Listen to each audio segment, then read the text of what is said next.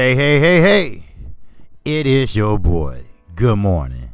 I hope you got your coffee.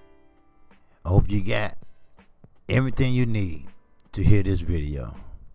This is KQ, KC Boxing Network. My man Charlo is getting called out. Yes, he's getting called out by the one that beat Julian JRoc. The one that had the belts that was taken from him. Why?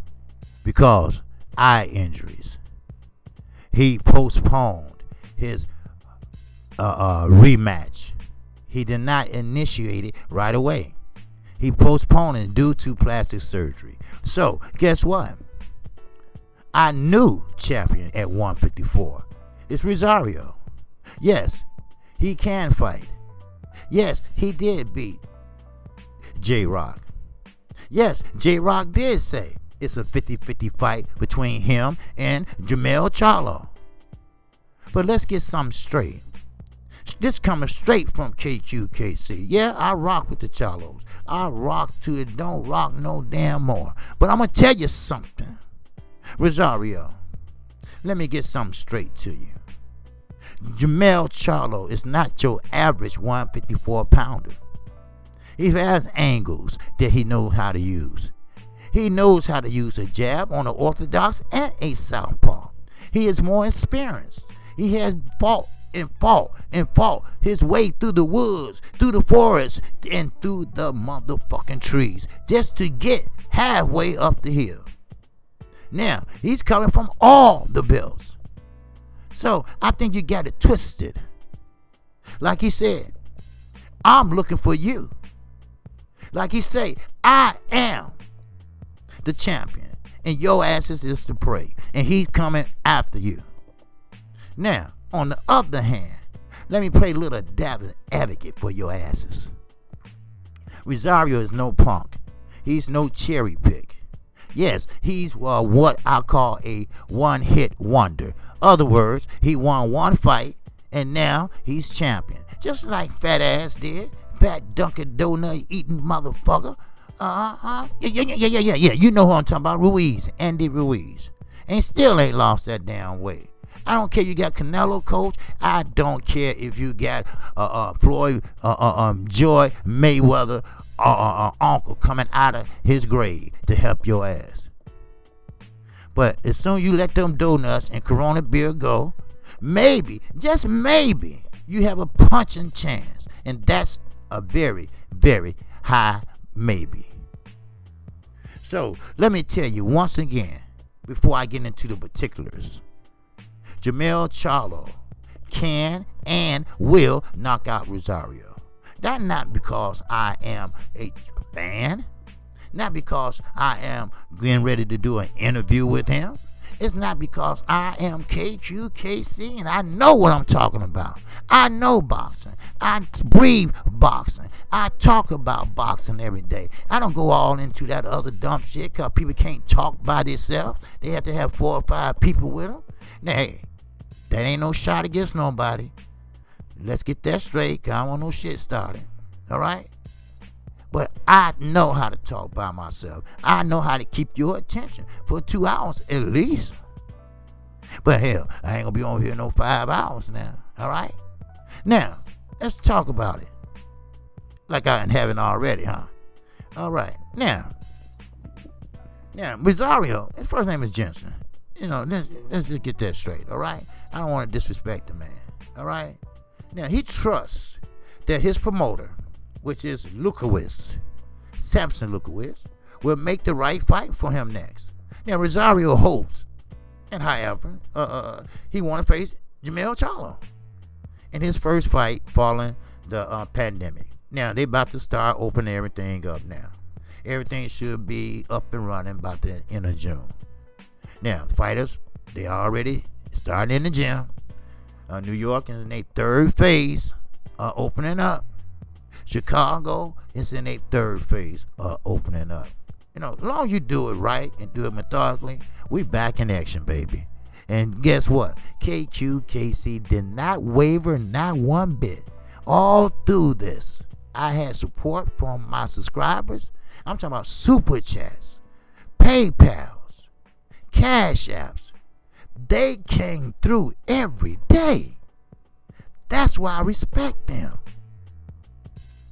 And you should too. And matter of fact, they do.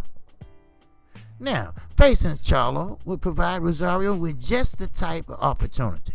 And he gonna learn something too. He gonna learn that Charlo has a damn good jab. The 154-pounder, let's say a title unification if you want to say it. Let's say a title unification fight if you want to say it. Also will be offered to Rosario. A chance to show what he got. Now, I don't have no doubt, and Charlo don't have no doubt, that he's going to work his ass off. He's going to do what he had never done before. He's going to push himself like he never pushed himself before. But remember this, Jensen. Jamel Charlo does that for fun. Remember that, Jensen. We just seen Charlo in the gym already. When this pandemic started, that's a good thing about owning your own gym. You got the motherfucking keys. You can walk in that bitch anytime you want to, day or night. Somebody talk to me.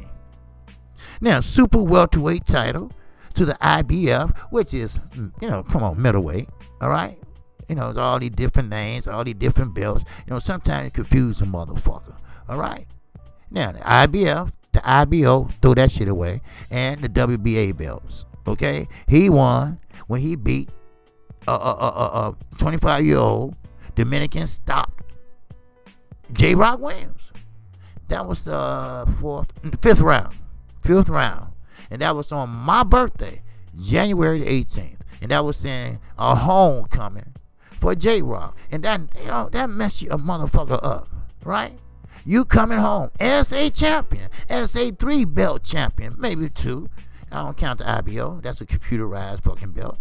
But coming home in Philadelphia, and home of Bernard Hopkins, home of Danny Garcia, he made a mockery out of his ass. He wasn't focused. He hadn't had his mind on the fight. And Rosario took advantage of it. Now keep in mind, Rosario is taller, stronger. But what happened to JRoc? What happened to him? What happened to that fight when he had with Hurd? Was Hurd an easy prey? Was easy to turn? Was Hurd easy to hit? And I say yes, he was. That's why he got rid of his whole team. That's why his face looked like a fucking pancake when he got through fighting Julian JRoc. That's why he couldn't come from behind. See, when you teach a fighter how to use his face as a guard, when you use a fighter that don't have footwork but is tall but don't fight tall, these are the results that you get. Do you feel me, people? Do you understand what I'm saying? So, but I hope his coach, trainer, promoter, whatever, keep in mind, this is Derrick James' charge. This is Derrick James' fighter. Derrick James, former trainer of the year. Trainer of the year of the LDBC. Trainer of the year of Trill Boxing Talk. So, that don't come easy. That is not an easy choice. That means that you got 2-3 champions in your stable. And that comes from listening. That comes from good coaching. That coming from teaching adjustments. Somebody talk to KQ. Huh? So, in conclusion, because this is a video, I will reiterate on this today on my show at 1 o'clock p.m. Central Time. I hope everybody hear that, because everybody seems to want to jump on when I get on. God damn it. But I got loyal subscribers. They're going to be there hook or motherfucking crook. Soon my brother, my LDBC brother Fanad, who I love dearly, soon he's finished, I'm up next. So with that in mind, let me tell you some more shit. Now, he's going to inform Rosario about the next steps they're going to take. But I'm familiar with Jamel Charlo, he says. Jamel Charlo wants my titles. Well, Jamel Charlo is going to get your titles. Yes, right. You are the prey, motherfucker. So you might as well be defensive. You better stay in the gym an extra hour. Because trust me, Charlo stays in there extra too. And I want his title. I want to be able to unify at 154. Okay, we love dreams like that. We have seen fighters dream and dreams get burst. We have seen fighters say, I want to be the first Mexican-American heavyweight. What happened? Went down the drain. I have seen fighters say, I want to be the first Cuban heavyweight. That went down the drain. Huh? Somebody got to hear me. Now, this picture you see in front of you, that's Jamel Charlo. Always in shape. Always looking slim and ready to box. Always ready to fight. This is how he did when he was coming up out of the amateurs. Stayed in shape. Waited on that phone to ring. The phone was in the ring. This is true story. The phone was in the ring. That was before he became a champion.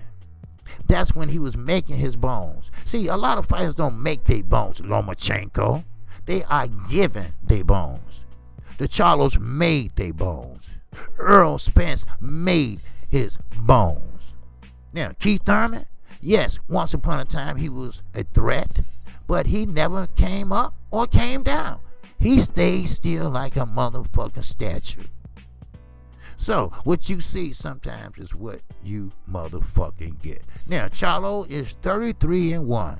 And we all know he lost that fight to Tony Harrison, which he should have won, but he got his revenge and he championed again. That's all need to be said. And what he said recently, during an appearance on the PBC podcast, which will be ending, because fight's finna get up. Get up. That's right. Get up and do that thing. Yeah. And that he too will welcome a showdown with Rosario. See, let me tell you something.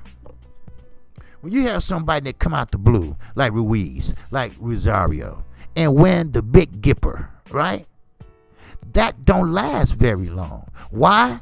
Because they should have been or have high accolades before they even took the fight. Remember, Rosario was a B-level fighter. Remember, Andy Ruiz was about to retire. That's supposed to be his last fight. Now, he wanted to demand this and demand that. Nigga, you ain't got nothing. You don't have no belt. Now, let me tell you what Jamel Charlo said. You know, I'm getting ready. I'm not going to hold you. My objective, if I had my choice, who to fight next. This is Rosario. He said it's Jamel Charlo. He is the best in the division. You're damn right. And I want to go ahead and prove that I am truly the best at 154. Right now, the only thing on my mind is Jamel Charlo. And that is a major motivation factor for me. Knowing that that fight is potentially in front of me. You see, sometimes that's all you need. Sometimes that's the only incentive you need. That's the only push you need. Fight the superstar.